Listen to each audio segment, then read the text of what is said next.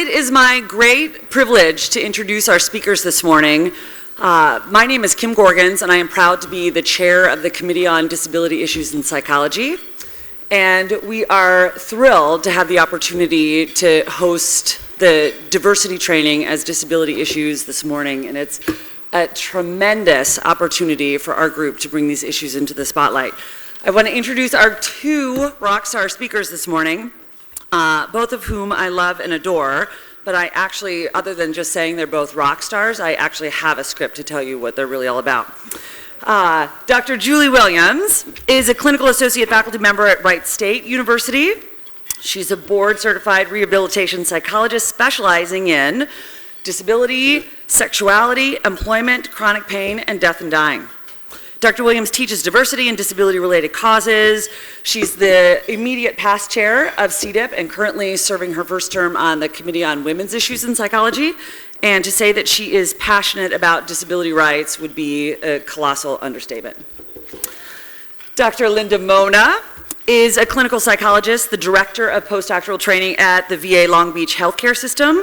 She also runs a successful consulting business, multinational, providing education and training to corporations and private healthcare facilities on disability and diversity. Infusing notions about disability into diversity education and training has also been one of Dr. Mona's career passions. She has worked on challenging traditional medical notions of disability and reframing this experience from a multicultural lens to further understand the unique experience of people with disabilities and what they bring to any work and social context. Dr. Mona has worked with APA on disability issues since 1996 in a variety of roles on boards, committees, and task forces, currently serving on BAPI. So I don't want to use any more of their time. Without further ado, please help me welcome Drs. William and Mona. Great. So people are very comfortable with me as a disabled psychologist consultant trainer. I go, I do training, I educate. People tend to feel really comfortable. I love this role. I feel comfortable in this role. I'm proud of this role. And people might be challenged because they've never seen somebody in a wheelchair present. But again, they feel comfortable with it. People are extremely comfortable with me as a disabled psychologist in a medical setting. I'm around people who use wheelchairs all day long, people with variety types of conditions and limitations. I'm behind the nurse's station. Unless sometimes, of course, there's new staff, somebody will ask me if they can help me because they assume I'm a patient. But aside from that, most day in and day out, people are quite comfortable, and I love this role as well. Now, a little bit more challenging, right? So this is a picture of me in New York with my two sons, Kyle and Ryan. And I also just make a shameless attempt to put them in every single presentation that I do.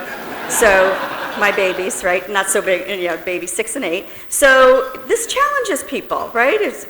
Are those your kids? Are you, how did you acquire your children is a common question. They don't know where they came from. So it brings up a lot for people. I love this role. I love this role. I love being with my kids. But it's difficult for other people. They don't know quite what to do with it. I'm an advocate in APA year after year.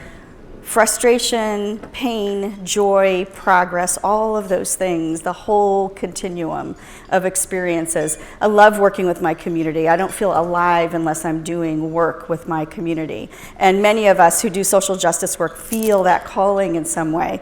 And so I feel comfortable, and people are very comfortable seeing me in this role. By far, this might be the most complex slide that's here. I'm a woman who lives with significant chronic health issues. I'm pulled out of my life with regularity, in the hospital, out of the hospital, not feeling well. My bed becomes the most central place where everything happens. This is my son, Kyle, who, yes, is reading a WWE book, right?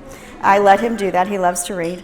And he's, of course, thinking that 3 days post-surgery, that's what I really want to hear. But this bed becomes everything. I can get up to 8 people in this bed, talking, family members. I've written manuscript after manuscript laying down. So this is difficult.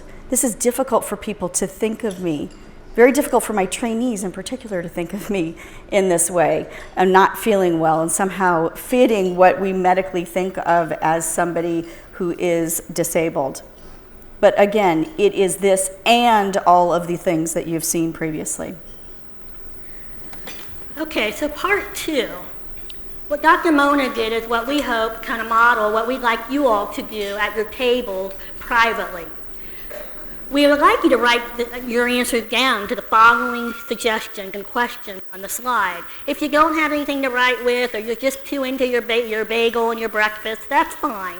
But at least make a note and respond to these questions. We want this to be about disability today, but we also want to remind everyone that when we're talking about disability, we're not talking about the other parts of ourselves. This is an intersection of all of ourselves.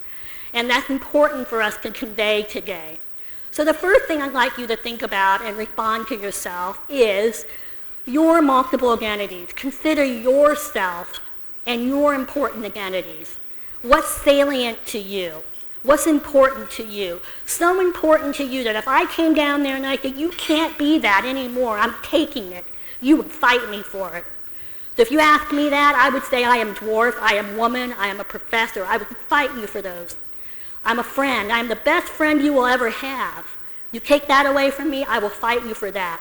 So I'd like you to think of what gives you passion, what's the pulse, what keeps you alive. And make the mental note or jot those down. And now, I'm not giving you a lot of time on purpose, because if it's important to you, it will flow. You have to think about it. There's something else at play. Now what I'd like you to do is consider disability in all of that. How has your world informed you about disability? What were you taught? What were the messages? Who were your informants? Was it your family? Was it the media? Was it your personal doctors, lawyers? Who was it? Your teachers? What were those messages ultimately? Then the final question, what is your personal relationship to disability? Are you a person with a disability or not? Are you a member of this club or not? Okay? If you wrote that down, keep that in front of you. If you didn't write it down, reflect on those things that you said as we move through and start providing you some information. Now we're going to provide some content, all right? Why did we ask you the yes-no question in the beginning? Well, there was a reason for that. Those questions come from the literature, the attitudinal literature, the conceptual literature that says when you ask society anonymously, what do you really think about disability? They still say largely negative things. And the themes tend to be pity, hero, tragic, burden, and asexual. Those folks with disabilities aren't sexual, are they? And guess what? If they are, they shouldn't be. You know why? We might hurt ourselves.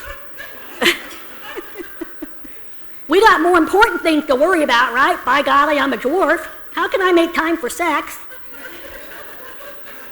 Doesn't take that long. Contrary to our fantasies. Well, it depends on that one, right? Sorry. That's true.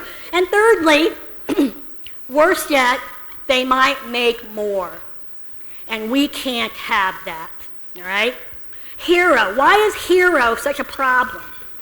Why is it a problem to be seen as inspirational? Well, it isn't always a problem. But it can be a problem. It can be one of those microaggressive statements that you don't quite know. Why does it hit me wrong? So, bookstore story, right? I have a bookstore story. Dr. Williams is having a Saturday morning with coffee, looking at books, walking around, minding my own business, enjoying the Saturday. A man comes over, gets down on one knee. I could hear the angels chirping in the background, and he says, you know, you can feel it. You get a radar. You feel them coming.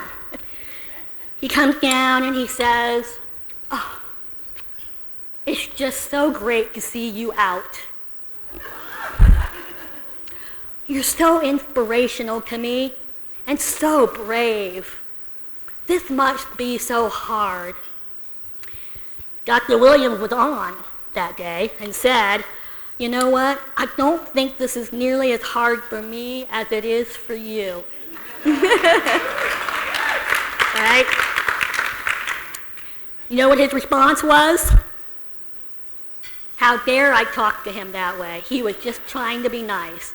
Now we're talking. Game on. Let's talk. All right? All right. So I appreciate you feeling me on that one. I get some pushback on the hero one and the inspirational one. Okay. Next one? Right. And just, I want to go back to, can I go talk about sure. inspiration for 1 second? Go Because ahead. we're so inspiring. But No, you it's are not, more. I am not, she is. There's a food chain hierarchy of disability here. So, somebody challenged me, somebody from the community, the disability community challenged me on it because I've always had this reaction, like, oh, you're so inspiring, and and it is those moments that Dr. Williams explains. It's the moment of me meeting somebody within 2 minutes who knows nothing about my life and says, wow, you're here. So that reaction is kind of, okay, what do I say to that? I'm inspired because I got up and life is hard. It's not all that easy. I've lived a day before I've gotten down here in the morning before consolidated meeting. It feels like a day because it takes a long time. It takes a long time to get ready. So somebody challenged me and said, what if they're inspired by the work you do? Maybe it is that way sometimes. Maybe it's not all this feeling about they just can't believe you got out of bed and got down and you're a productive person. And I can take that in, and that does feel good. It feels good to be acknowledged for our work as you all feel acknowledged for your work. And for those of you from diverse backgrounds, when you've been on committees and you feel like you're kind of there representing your community and you're representing so much, you never get your professional ideas in there because you're representing, right. So it's just that balance.